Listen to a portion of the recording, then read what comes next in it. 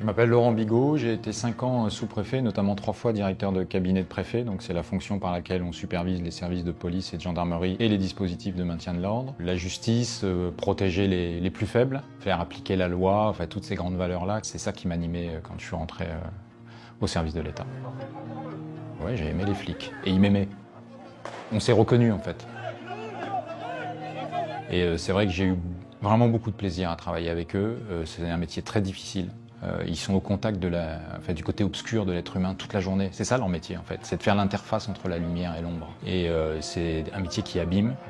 J'ai vu beaucoup de policiers et de gendarmes abîmés, mais abîmés parce que personne s'occupe d'eux en fait. Ils n'ont pas de reconnaissance, ils le savent que dans leur métier ils en auront quasiment jamais. Et je quitte la fonction publique en 2013, j'ai un désaccord avec Laurent Fabius, qui est ministre des Affaires étrangères. À l'époque, je suis revenu au Quai d'Orsay. Et je me mets, et comme j'ai pas envie de faire de placard, je me mets en dispo et je décide de bosser à mon compte. Et depuis 2018, je suis engagé dans le mouvement des Gilets jaunes et aux côtés de ma fille qui a créé un média citoyen, B7 Média, on filme pendant les manifestations pour documenter les violences policières.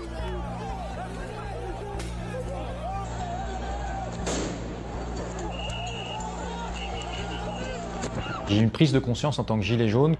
Et le troisième acte, en fait, je suis allé sur le rond-point qui était occupé à côté de chez moi. Et alors là, j'ai été complètement happé par le mouvement.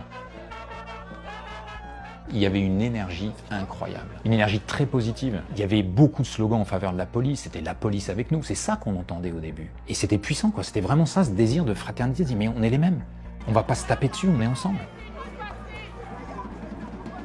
Donc je décide de filmer parce que je vois sur les médias mainstream une couverture qui ne correspond pas à la réalité. D'abord, je filme pour témoigner de la mobilisation. Comme je suis vite confronté à la répression et aux violences policières, je décide de filmer ça aussi. Et c'est pas justifié, c'est disproportionné, ça manque de discernement. C'est pas là pour exécuter une mission de police, c'est là pour casser, c'est là pour faire mal. C'est des logiques d'ennemis. C'est en première ligne que ça se passe, alors parfois c'est en milieu de cortège quand ils font des charges. Mais on essaye de toujours être au contact là où il y a l'emploi de la force. Parce que très souvent, l'emploi de la force est disproportionné.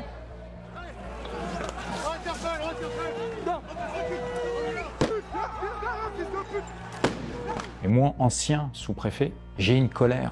J'ai une grande colère de ce que j'ai vu. Et les sommations! Reculez, vous voyez, article 434-14 du code de déontologie.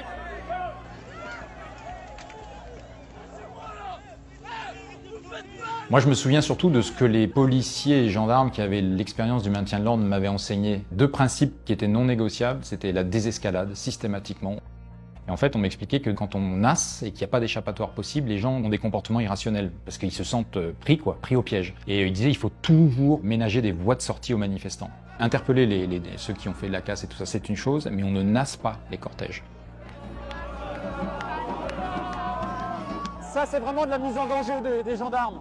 Des manœuvres comme ça, je ne sais pas qui commande à la préfecture de police, mais c'est vraiment n'importe quoi. Ça énerve tout le monde et ça met les gendarmes en difficulté. Ils savent très bien que ça va mal se finir. C'est couru d'avance, c'est vraiment la stratégie de la tension. S'ils veulent pas de tension, là, ils se mettent 150 mètres devant, ils laissent le cortège avancer, il n'y aura pas de problème. Ce que j'explique toujours, c'est que le métier d'un policier et d'un gendarme, ça n'est pas de punir. Ça, c'est le boulot de la justice. Quand un policier décide de châtier avec son LBD, il ne fait pas son métier.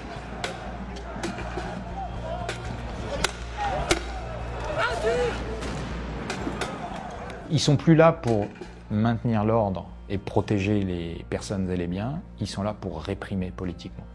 La police, c'est protéger la population, la milice, c'est protéger le pouvoir. C'est pas pareil. On est en première ligne avec ma fille tous les deux, et elle a plus conscience du danger que moi. Et en fait, elle me dit que je suis inconscient. Et ça peut paraître prétentieux, mais je me sens tellement investi de la mission de documenter que je considère que je peux passer au-delà de ça. J'ai dépassé le stade de la peur et de me dire je suis en danger. Et c'est vrai que rétrospectivement, dans plusieurs situations, je me suis dit franchement, c'était limite, quoi.